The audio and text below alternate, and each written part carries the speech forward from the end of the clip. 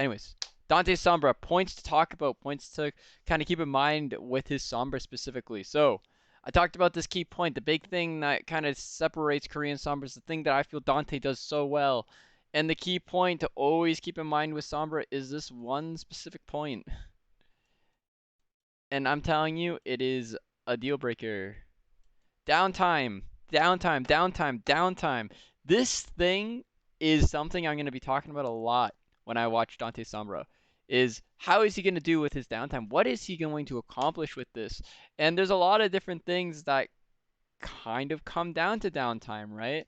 So what are some of the points that come down to downtime, this key thing? And there we'll kind of focus on this a little bit through looking at some of his abilities, but overall a big thing is farming.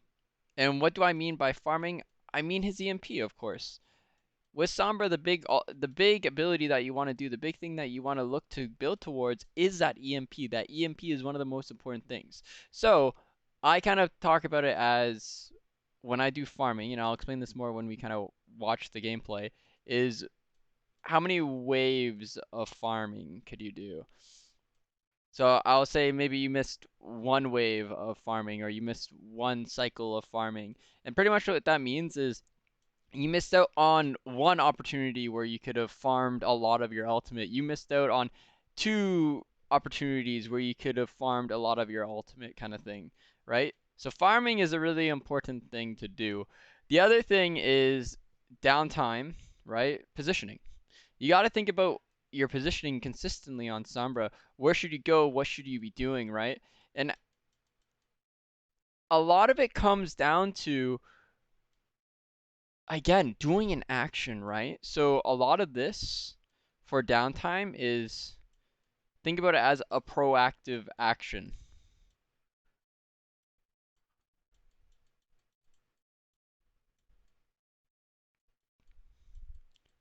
Proactive action, right? These two things that I brought up, are proactive actions you can do, right? It's the same thing with the last one that I'll do, which is setting up a dive, right? Doesn't mean that you always have to set up dives. Not really, no. But this is again another action you could do, right? And there are ways that you can set up these actions to make it easier for yourself. And well, I'll go through the abilities of how to make it easier for yourself to do these proactive actions. And obviously, these are main ones that I'm thinking of, that we can kind of do. I won't have this because I think that's pretty self-explanatory. That being said, that's the key point to keep in mind, right? So if that's the key point, what is the next few points? Well, the next few points are looking at the abilities here, specifically from Sombra. There we go. All right, so first things first, right? And I'll do this in a different color. I'll do it in blue. This is too big. There we go. All right. So Invis, which is her stealth ability, right, is her shift, is a key thing to allow you to be proactive without being detected, right? And a lot of it comes down to utilizing it in two ways, in my thing. Two key ways. I think it's this way is one of them. Using the scouts.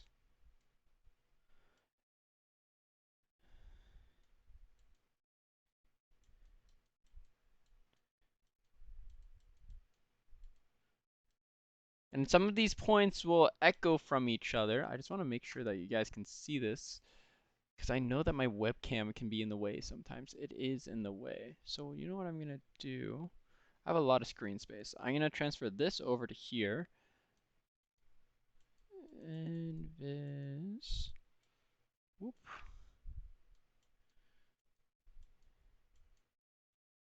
To scout.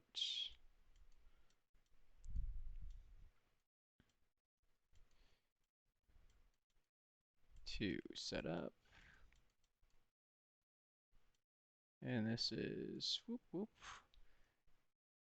Translocator position. All right. Do this as well. Get out of Dante's POV. I'll utilize a nice little wall to look at this stuff instead of that wall. Let's use that wall. Get rid of this stuff. Nice little quick erase. Boom. Okay, invis or stealth, right? A big thing with Sombra is in order to help you be more proactive, right? Have that downtime down, you can utilize it to scout, right? Specifically call out where the enemy is. That will help set up dives a little bit easier. That will help scout the enemy team a lot easier to help determine what your team should be doing or what you should be doing, what action you could accomplish, right? And it's also very good to just set yourself up specifically, right? So this means positioning, putting yourself in an ideal position, maybe behind them, maybe to the side of them, right? Maybe it's also a good way to reposition your translocator as well, right? Do you always want your translocator in the back? No, and I will talk about that in just a quick moment, right? So most of the time in Viz, a big thing that I'll kind of say with it is it's all about setup, or I'm trying to think if there's another way to kind of think about setup, but setup is the primary thing to think about when you're using your invisibility. You're consistently setting yourself up in prime positions or in positions that allow you to gain a lot of information or give a lot of information to your team, right? Kind of one and the same, but still a really important kind of point to keep in mind, which goes into Translocator, right? So, Translocator.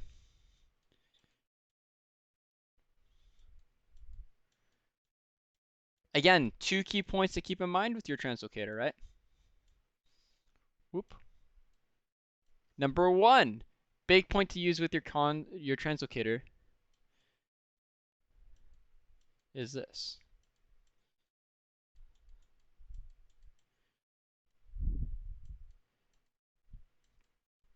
Point one is consistently reposition your Translocator. Now, what do I mean by this? Well, the best way to explain it right now without looking at the gameplay is when you utilize your translocator, you will first place it down in a position so that it's a safe position. If you do get caught out, spy checked, anything like that, you can go back to the safety of a pack, your team, space that you control, right? But once you get deep into enemy territory, well then now what do you do? Do you keep your translocator up? No, you consistently need to replace your translocator based off of space that you control or space that you know is safe, right? In that way, you're not, when you translocate back, completely out of the fight for a long duration of time. You want to be part of that fight for a long period of time, right? So it's very important that you're always looking to destroy your translocator when you're in a good position and then reposition your translocator in a different area, right? A different spot, a more easier spot to kind of be a part of the action right away, right? The other thing to keep in mind with your translocator, placement. Placement of your translocator is super important, right? I just talked about one big thing, which is number one, I consistently want it to be at the start placed in safety, right?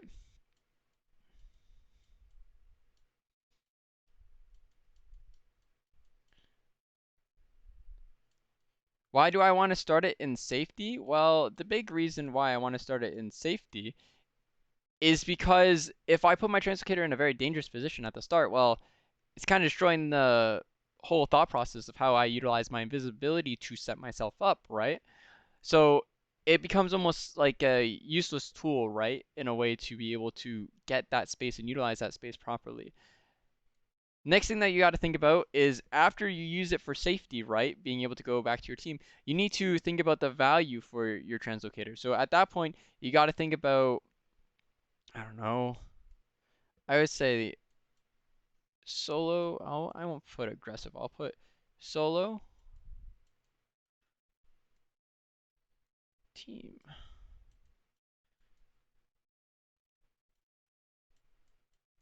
So you have solo value translocators and you have team value translocators. Now, what do I mean by this? Well, one, this goes back into kind of farming in a little bit. When you farm, you're farming to get the EMP for your team, but you're not farming to kind of get value for your team. You're farming to get value for yourself to build that EMP, right? So ideally, solo value allows you to farm or is to allow you to farm faster, right? Team value, right? We'll do it like this. Farm plus Safety. I'll say, farm is fine for now. I'll keep it as farm, and I'll add if I feel accordingly to it. Team value kind of comes from setting up to be able to peel your team. So maybe you start off with a dive, then you go put your translocator by your support so you can help your supports if they're in danger. Maybe it's with regard to putting your translocator in a position where maybe you walk in, you're set up behind the enemy team, right? And then you utilize your translocator to go into the enemy team, right? Maybe you utilize your translocator to, and when I go into the enemy team, I'm utilizing that translocator so that I can hit maybe that EMP. Do I feel like that's a great way to use a translocator? No, but we'll kind of go into that in more detail. The other way to think about team value translocators, right, is maybe I'm going to utilize my translocator in a position to where I will bait myself, right, into a position or utilize my translocator if I notice that the enemy team keeps destroying it to bait the enemy team, right? Maybe I'll put it towards the side and have my team kind of guard it or have someone guard it a little bit, right? Or maybe I'll utilize my translocators as bait at that point. Maybe I won't take my translocators anymore. Maybe I'll wait for them to destroy and then I'll do something, right? Again, this is about supporting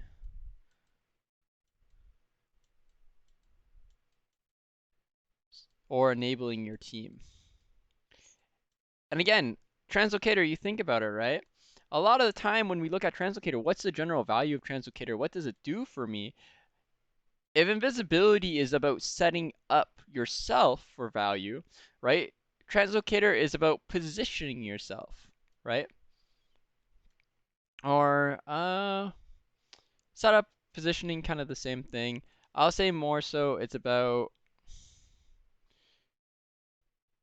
safety. Yeah, I would say safety is a good word to use for now for that. It's like your get out of jail free card, right? Everything that's always done here, I'm consistently repositioning it for myself. I'm consistently utilizing it in these ways, but most of the time I'm not using it for danger or for potentially my own risking my own life. I'm utilizing it to consistently put myself in a safe position or to do something safely for my team, right?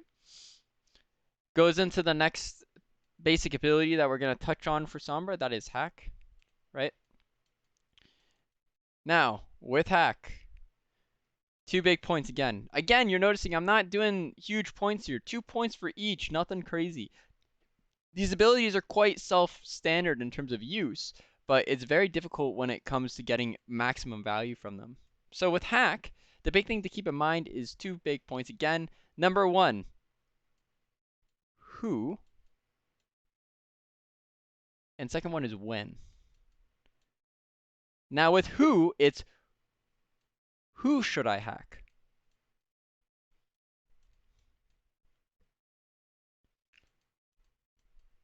With when, it's when should I hack? Right?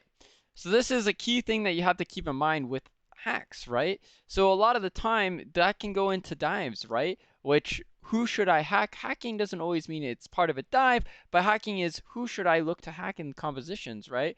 A lot of the time you need to look at who is either able to provide a lot for their team or who is very easy for me to potentially farm a lot off of, right? It again goes back to this thing that we keep going on about, which is, am I farming or am I looking to set up my team for success, right? And I'll kind of do it like this. I'll put the when here.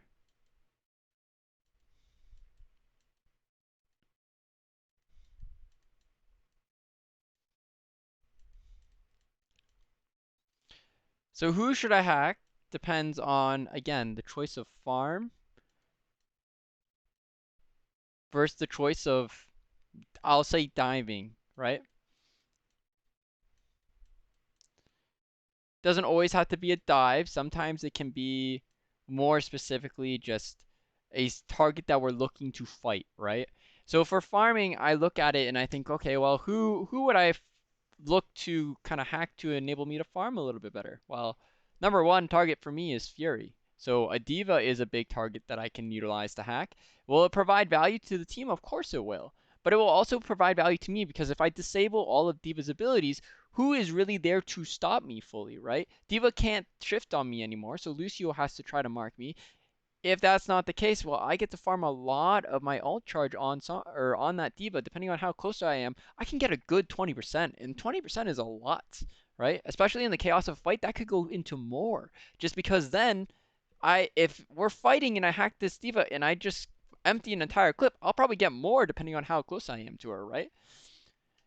Who else could I probably look at based off of just looking at Justice's comp right now specifically? Well, potentially Lucio as well, right? If I can disable Lucio's abilities, that means, yes, again, my team will get value. We can potentially get great dives down. If not great dives, I can also get great farming potential because no one can run away as efficiently. Even though they're quite a mobile composition because K will go Tracer, I don't have any sort of speed boost or anything. So they can't brawl or they can't run as a team, be compact together as efficiently, right? Which means I could potentially kill Bebe, or I can get Bebe really low, forces cooldowns. Maybe I can kill closer, right? Again, it goes back to I can farm really hard. Diving is the same thing, right? Who do I look to potentially hack here? Well, Moira would be a fantastic hack to get here against that kind of composition, right? Moira is the main heal, so if she can't shift for her own survival, then that means, guess what? Moira's a free kill. She can't orb herself, she can't orb her team. Moira can be a free kill. Maybe it'll allow somebody else to be a free kill. A lot of the time, you'll see that Sombrers hack the flex support, and the big reason why is the flex support has a lot of tools that they can utilize, sorry, to keep people alive or make the fight harder to win. Maybe it's an Ana nade, maybe it's Zen orbs, right? Maybe it's heal or damage orb from Moira. Maybe it's that shift from Moira, right? All those abilities, if you negate them, then it makes it a lot easier to execute your dive. It makes it a lot easier to play that team fight, right? Again, another person that to keep in mind. Big part with dive, again, I would say Lucio or D.Va is like a good choice. I would probably most likely say in terms of a dive, if I'm looking to hack someone, probably against that comp, probably would be Lucio again. Why? Because they're a death ball. If they can't speed onto anyone, then that means that my team will be able to utilize their angles properly, and we should be able to get value over time with our angles, right? And that's a big thing for my team. I want to get value over time with these angles. And Lucio denies that by having that aura, having that speed boost, right, as well. So if I can disable Hack, if I can disable his kit, means one less person that can fight me, and it also means one big tool taken away by the enemy team, or from the enemy team, sorry, to disable their fighting potential, right? So when should I hack? Well, there's two ways to think about it. Who should I hack? We kind of broke it down, so you could think about when should I hack based off of should I farm or should I dive more. Since we talked about that a little bit in who should I hack, we'll look at it more like a timing kind of thing. So in terms of when should I hack, well, you shouldn't be hacking on a first tempo basis, right? First tempo being I start hacking first and then my team follows up after, right? I want to hack more so a second tempo. And for those that don't really know what I mean, second tempo, first tempo, what's that mean?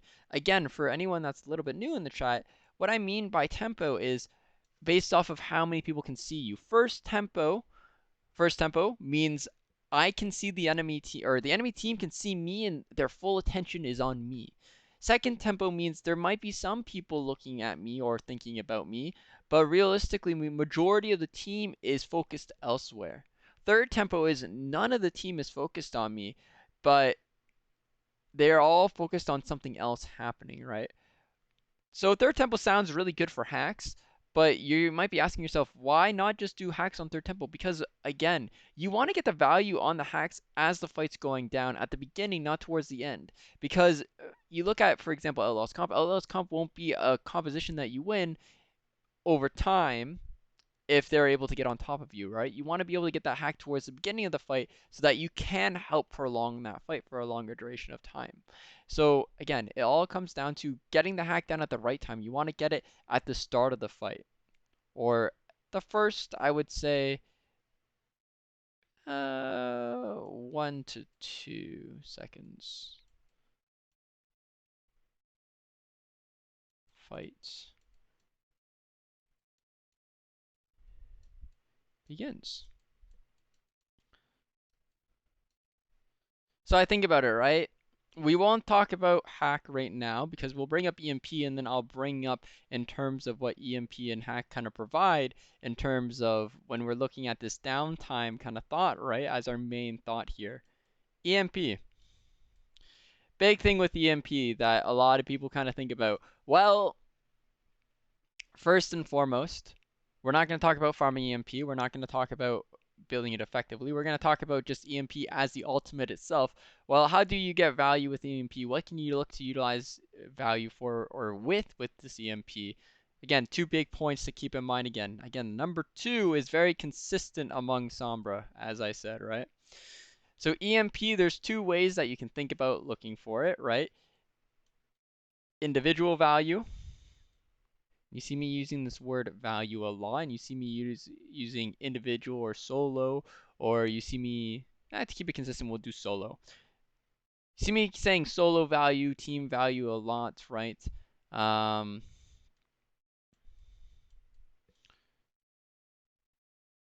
So talking about solo value here with EMP, what's solo value in my eyes with an EMP? Well, solo value in my eyes with an EMP is looking to utilize it specifically to potentially kill either one or two targets, right? That's why I say solo value, because you're not looking to utilize it at a large scale, right? You're looking to utilize it in a case to take down one specific opponent or multiple specific opponents, right? So why would you utilize this specifically? Well, a big reason why I would utilize this is I plan specifically to solo execute a specific individual, right? And instead of solo, I'll say execute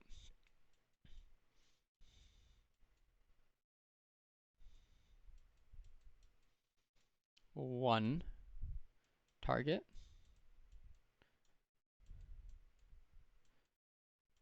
Or another reason why I look to do it is I'm setting up a burst play.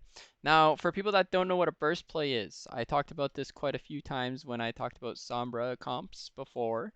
A burst play is when I'm just looking to completely just burst someone down, right? So we're going to go for a very fast EMP play. We're going to look to do something. I'm not looking to hit a large amount, maybe two. Sometimes it will be three. But I'm looking to just hit people right away as they cross a specific line and then just look to completely burst them down by having 6 people shoot them or have 6 people look at them, right?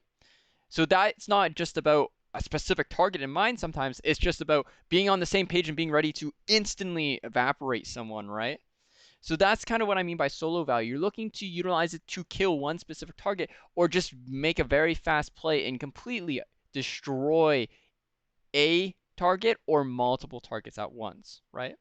Now, what's the other way to think about EMP? Well, I think about EMP as a larger value kind of thing, right? So instead of larger value, I'll do team value, right? So these are the big EMPs that everyone thinks about or they think about when thinking about EMP. I want to hit majority of the team, right? When I think about majority, I think about maybe 4 targets or more, right? So instead of saying majority, I'll say 4+ targets. 4+ targets. All right. So when I'm doing something like this, right, how could I even get this team value, right? Well, how do you get this team value? It's all about baiting, guys. You need to bait the enemy team. So that means, remember when I talked about a burst play when you're having a specific person cross the line or you're looking to just instantly wipe the floor with somebody right when you go through a choke or something? Well, with team value EMPs, you're not looking to specifically insta pop it right at the start of the fight before the fight even goes down. You're looking to bait the enemy into a fight and then looking to rip the EMP afterwards. So a lot of the time you're going a second tempo, right? Second/third tempo.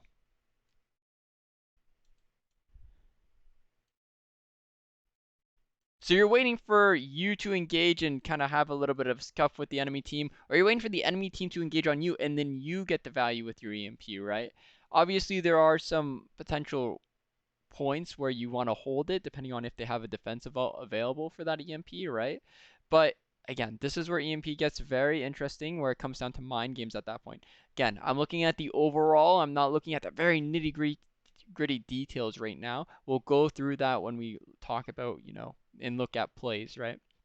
So, as I was talking about as we were going out with this, we talked about hack and EMP here, right? In terms of, oh, well, how does this kind of work in sort of downtime, right? What does it do? We saw that Invis is for setup. We see Translocator is meant for your safety, right? You specifically. Well, what does hack and EMP do really for you? Hack and EMP is the action, right? They are one of the actions you can do, right? And specifically actions, I would say they are an aggressive.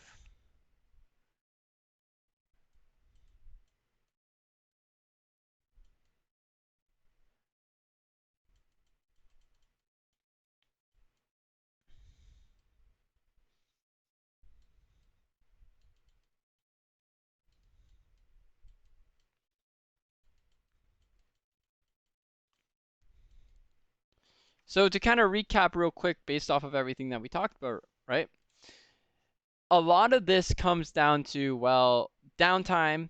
You always want to be doing something on Sombra. And these are things that kind of go through it, right? How do you farm? Do you set up a dive? Are you changing your position, right? Changing your position is consistently looking for a setup, right? Invis will help you with that setup. Translocator helps you with the setup, but it's mainly for your survivability or putting yourself in a better position. And then hack and EMP are one of those big kind of things to set up a dive or set up a aggressive action, right? Farming is a little bit more of a passive action, right? And again, you're not seeing me talk about farming because farming is all about left clicking, guys. It's just about shooting your gun, right? So these are the things to keep in mind. I'm consistently going to look right now as we look at Danteh, how he utilizes that downtime, right? We'll look at the other parts of his kit, of course, but we'll see how he utilizes that downtime first.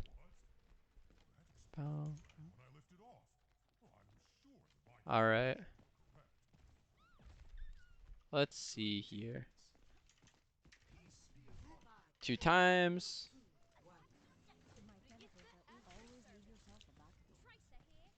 All right. So first things first, Translocate it out to get a little bit faster. He gets the mini control for his backline. Now we see Invis is down. He gets the other mini control as well, right? He is Invis, and he's looking to potentially play in a position to just scout out and help his backline. You see his Translocator is by his supports there, right? Puts himself in a position to hack the K.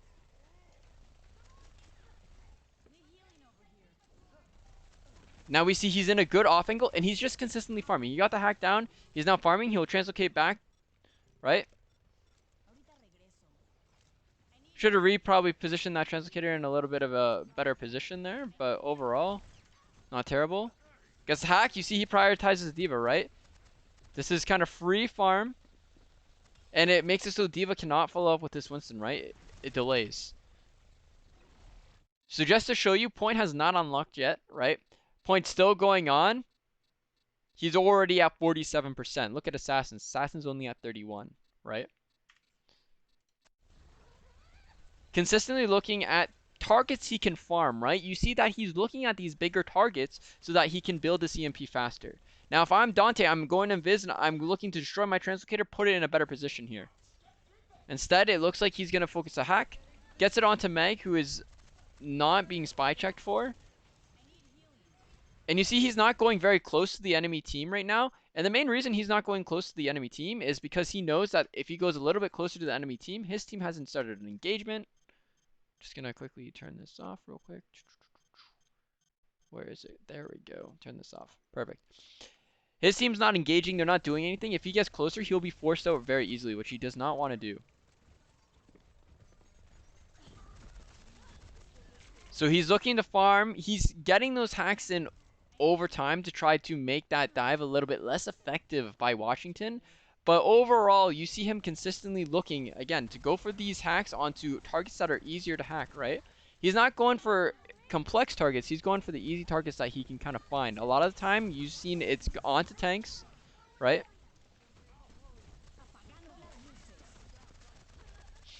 Good EMP there from Danteh.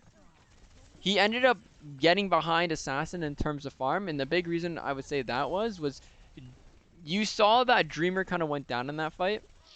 But you see that Dante's consistently on these off angles. He's putting himself in good positions. His Translocator is, instead of being in very aggressive spots, they're in very safe spots, right? It's starting at the back of his team. He's not trying to reposition them, right? But he's utilizing the fact that Justice are trying to stick together as a six-man, and he's consistently looking for this farming again, right?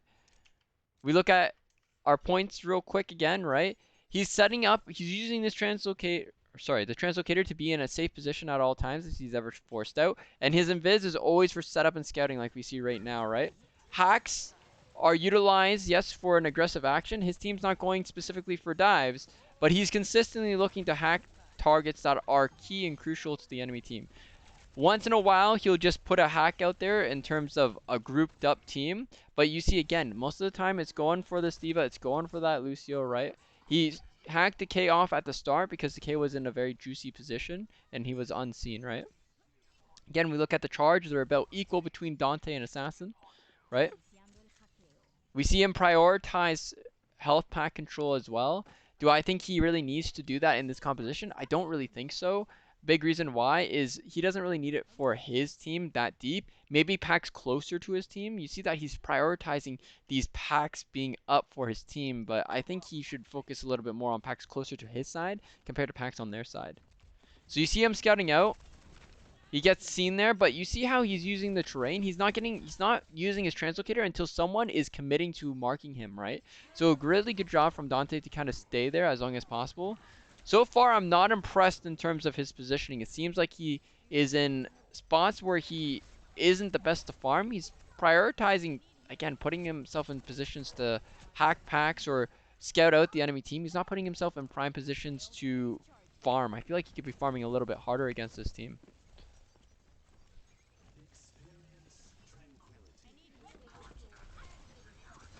Okay, hack on the Fury. Again, you see how much charge he gets just from shooting that D.Va, right? He was about 70, and then he just built an EMP from there.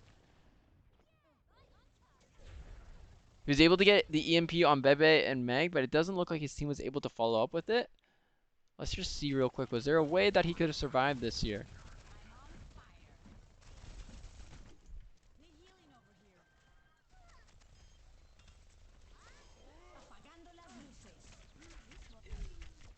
It seems like he expected his team to commit with him there, but they did not. So not much he can really do there. It looks like more so miscommunication than anything, right? In terms of how he's utilizing his abilities, right? I would like to see a little bit better Translocator use from him. I understand that he's putting them in safe positions because he wants to put them where Decay and Assassin might not be able to see them, but it doesn't look like they're scouting for his Translocator right now. They're being very safe about their engagement and most of the time stacking up together, right?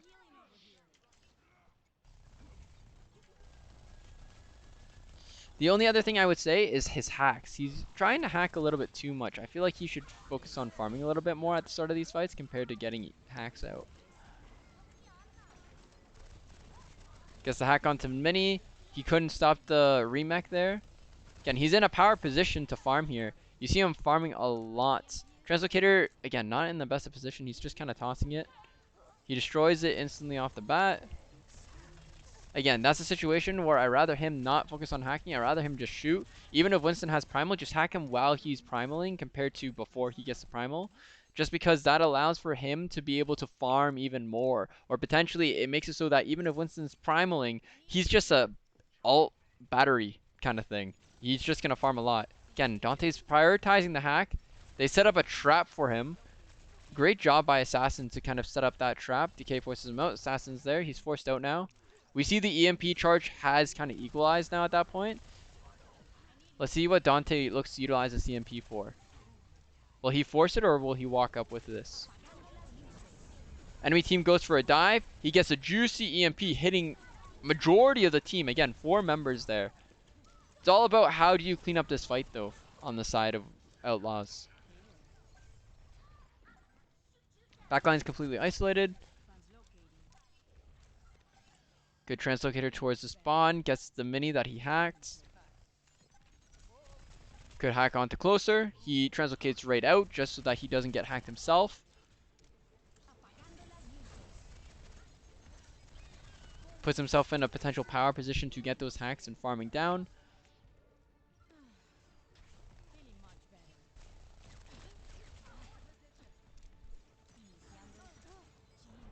Ooh, that hack actually hit. Interesting. Got a hack onto Bebe. Again, he's not going to be able to survive just because of the hack duration. Hack lasted quite long there that he was unable to translocate it out. He gets capitalized on there by Meg, and now it looks like Washington will win this fight. Overall, I feel like Houston loses this now. Yeah. Overall, thoughts so far about the Sombra. Okay. Big thing looking at our kind of flow chart here. Downtime. Did he have a lot of downtime? I feel like he had a little bit of downtime. Overall, you see him consistently trying to put himself in a good position on an off angle to get this farming or get a good hack down. Was he setting up for dives? Not really, because he knew that they were going to dive him. They were going to look to kind of walk onto his team. So they just instead decided to set up angles and look to utilize hacks to disrupt, right? Again, he's not using it at the start. He's only using it at the start when he sees majority of the enemy team ready to dive, right? So he does use it in the first 1 to 2 seconds, but he's using it so that it's not his hack that opens up the fight. It's the enemy team looking for an aggression or his team looking for an aggression. Then he's looking for the hack.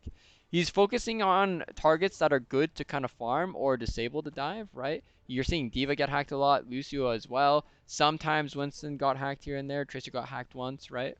But you don't see the translocator consistently being moved, right? You see it always in a safe position instead. So